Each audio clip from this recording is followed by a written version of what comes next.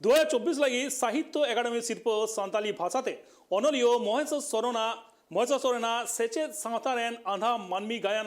ओना जगह नाम कदा मेंदो महेश सोरेने नाम दाय साहित्य एकाडेमी सिरपो सान्ताल समाज से सान्ताल हड़ को लगी अड़ी गौरव रेना कथा बड़ा देना कथा कना साहित्य एकाडेमी दो दिसुम रेना नेशनल एकाडेमी कना भारतीय भाषा रेन सेचेद साहेद कामीहोरा प्रमोट लगी थे और नोआ एकाडेमी बेरे लेना 12 मार्च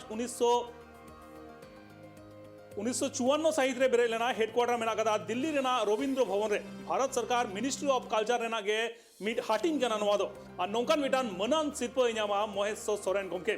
दिसम ओड़ाताय उड़ीसा मयूरभंज हनत उड्रा प्रखंड रेना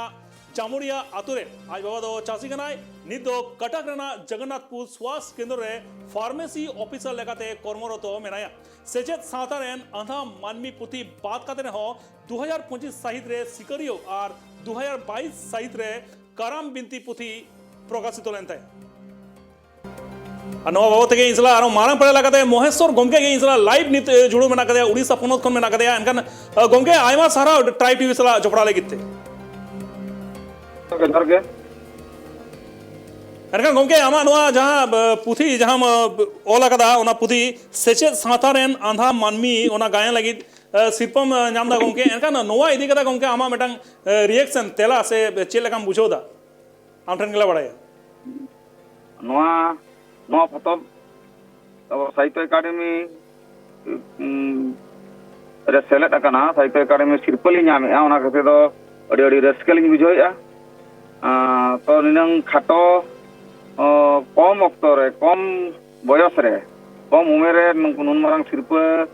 लिंग नाम किया नवा दो अडी खुशी लिंग बुझोया एकाल तक एनकन गमके नवा साहित्य इदी कटे नवा मेटांग मारंग सिरपम नाम केदा एनकन साहित्य इदी कते गमके 30 कोनम चर्चाय दा और चेत पुथी को आरम ओला कदा गमके नवा साहित्य चर्चा दो 2012 मसिया खन 2012 मसिया खन ओना मानंग दो अलिंग दो मिट खाटो गायन ओनोले लेकाते लिंग ताहे कना कटी कटी पुथी को लिंग ऑल ताहे और यात्रा करे अब नवा पेंडल करे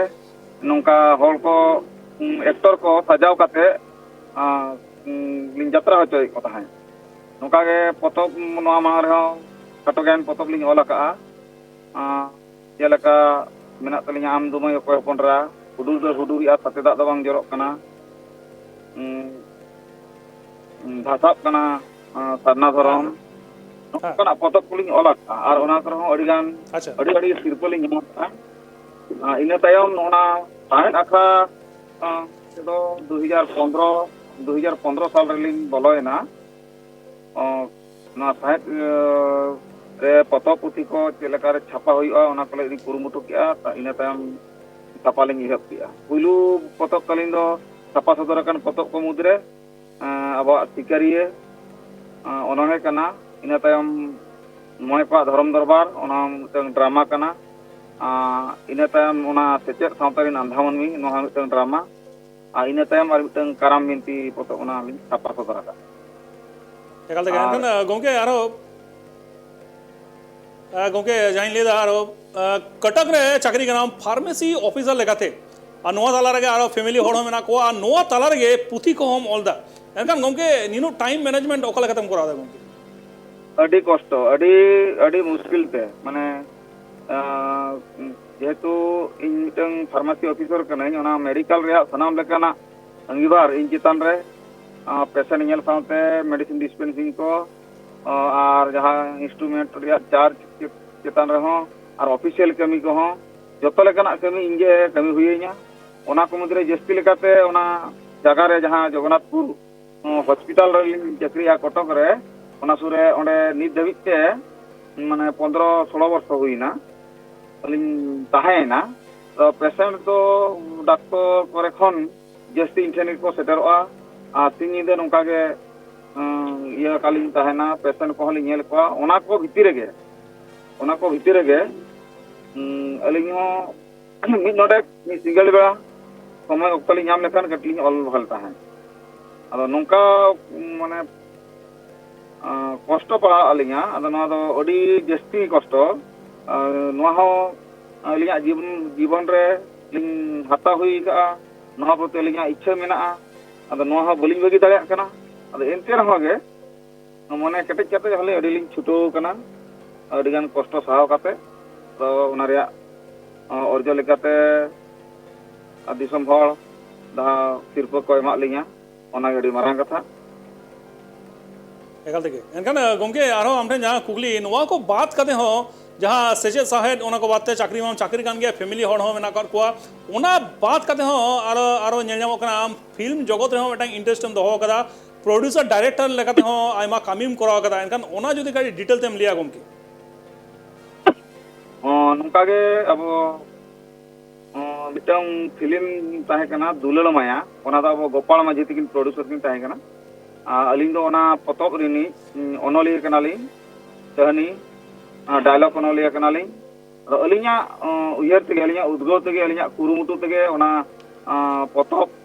जहां शूटिंग एना ओना कमी हरा हुई लेना ओना आले आले जामढी अतु आले टोला रेगे को ताहेना ओना आडे पासे रेगे नुका आले शूटिंग किया ओना लगी ते एक्टर को अगू आर कुड़ी कोड़ा कोनो रे अब सेटर आर सेरेन लाइन हो अब म्यूजिक लाइन हो नोआ कोया जतो अंगीबार अलिंग गेलिंग इदिले ताहान ओंका कते जाहो ओना हो सक्सेस हुई कना बेस वीडियो फिल्म ले बना लेआ इने तम ओका धरम दरबार आलिंग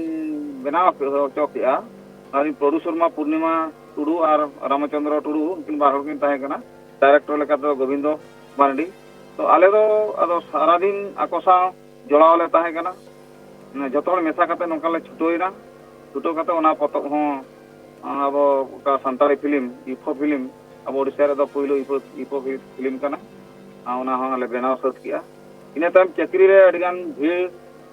ऑक्टो को बलिं नाम ले खातिर आदो ओना ये खन दो ओना फिल्म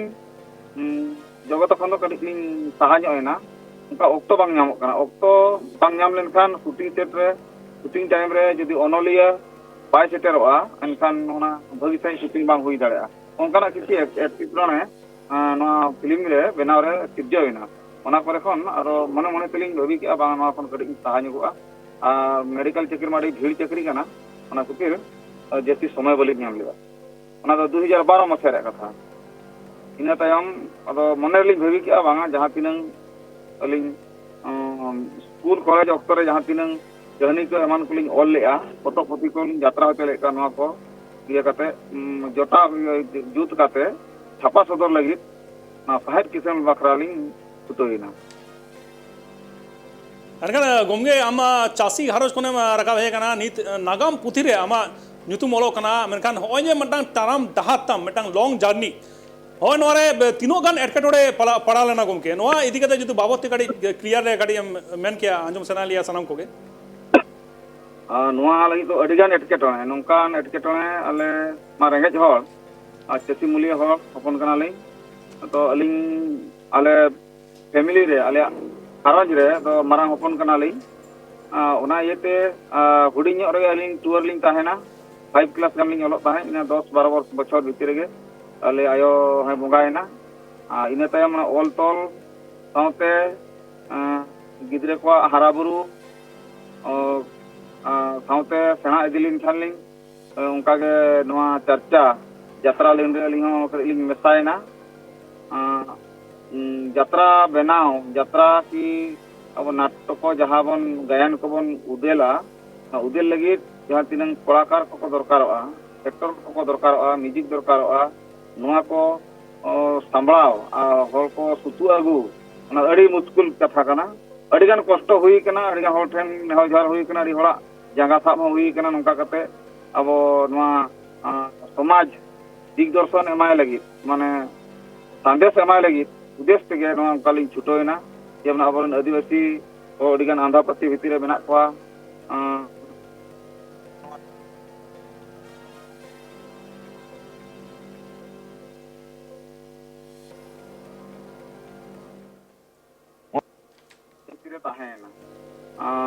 उनका के अडिगान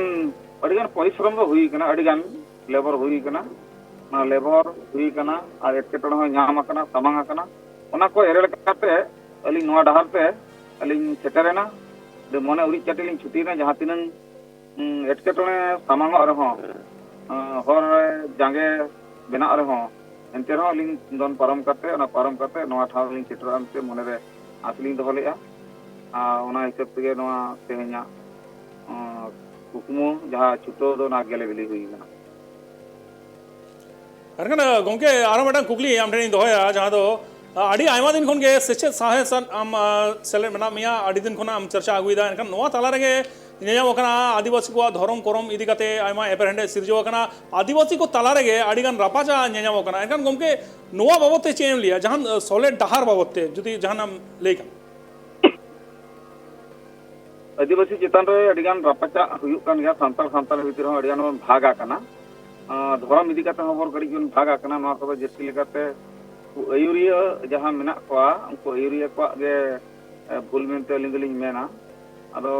नोआ को दो हुनंग जतो हर मिठेन पोटाव काते रोपण माने मिठेन जावरा काते गोटाल मिट लेखान दो हुनंग नापायोआ तो जतो बेंगल हुयेन ओडिशा हुयेन झारखंड रिन सनाम को मिठेन दुरुब मिट काते नोआ दो मिठेन गोटाल काते मिठेन डहार पे मिठेन हर पे मिठेन धरम nyutum te हुना बन चलाव लेनखान अडी नापायोआ नारे एटकेटने तो अडिगान के नेलोक कान गया चेलेकार बन सुधारा चेलेकार बन ठिकुआ ओना अडी मुश्किल रिया कथा काना तो इया उयहर लेकाते दो जतो हुनन मिठेन दुरुब मिट काते आरो दूसरे दुरुब मिट काते हुनन गालमारा गोटा काते ना ठेन सरकार ठेन दाबी बन दोहो लेखान मिटंग डहार ते मिटंग धरम ते बन चलाआ और अब सरकार अब आसवाय पूरा दाड़ेआ अब हे माना बताव दाड़ेआ अदो एनकन एकाल देगे एनकन गोंके जहाँ लगा नोआ नागाम पुथी मा आमा nyutum ओलो कांता मा गोटा के पासना सनाम सावता समाज रन हड़ को बाड़ाय ᱧᱟᱢᱟ एनकन उनको लगी चे संदेश गोंके सावता समाज रन हड़ को लगी से जुवन कोड़ा और जुवन तिरलो जहाँ मेना कर को यूथ जहाँ मेना कर को उनको लगी जहाँ संदेश जुदी एम खान जुवन को लगी नोआ संदेश ᱧᱟᱢᱟ आपे जहाँ तिनंग नितो को ओलो पढ़ाव कना उड़ी चिकिते बांगाली चिकिते इंग्लिश ते नोका ओना ओलो सावते अब ऑल चिकिते अब जन्म आड़ांग जहाँ पार्सी लिपि मेना ताबोना नोआते ऑल पढ़ाव कते सेचेद लेनखान हो अब मारांग हल बन बनाव दाड़ेआ जेति सावतारे अब उपरुम बो ᱧᱟᱢᱟ और सावते अब साहेद को हराबुरु हुई दाड़ेआ आते नित जहाँ जनरल ते जहाँ गिद्रे को ओलोक कना उनको ओना ओलोक सावते नोआ को मिटंग को अब सान्ताल लिपि जहाँ मेना ऑलचिकी लिपि ते जुदी को ओलोआ मेनखान ओना मिटा को सावता डुबरा लेका को हड़मरे कमिया कथारा बन लेया जहाँ ऑलचिकी को बड़ाय का सान्ताल पार्सी को रोल लगी को बड़ाय का उनको तो अब सावता खन दो बाको साहा और एटा भूल कमी लगी कि एटा हड़ को सला आनाने लगी हो बाको दिल दाड़ेआ ओना भितर अडी ज्ञान हो को नाम ओनाते नोआ चिकी पढ़ाव चिकी ते ओलोक दो अडी लक्तियान का नाहा जुग रे ओना को बाबन बड़ाय काते नित तो आबरिन गिद्रा को अब लाक्चर धरम चितान रे पतियो बांग हिजुक कना बांग हेज लेनखान उनको दिसम रे सनाम हल गे समान गे को नेले कोआ एकाल देगे आड़ी आयमा साराव गोंके इनसला जोपड़ा लगे थे और आड़ी आयमा साराव ट्राइब टी बाड़ खाउन आयमा साराव साहित्य अकादमी सिरपो ᱧᱟᱢᱮᱛ और आले सारा जोपड़ा लगे थे आड़ी आयमा साराव गोंके बिहार बेंगल आसाम झारखंड साउते भेगार भेगार पोनत रेना सांतार साव जोपड़ा वाकान खबर नेल लगी ते सब्सक्राइब तबो पे tribe TV Santhali YouTube channel जोहार।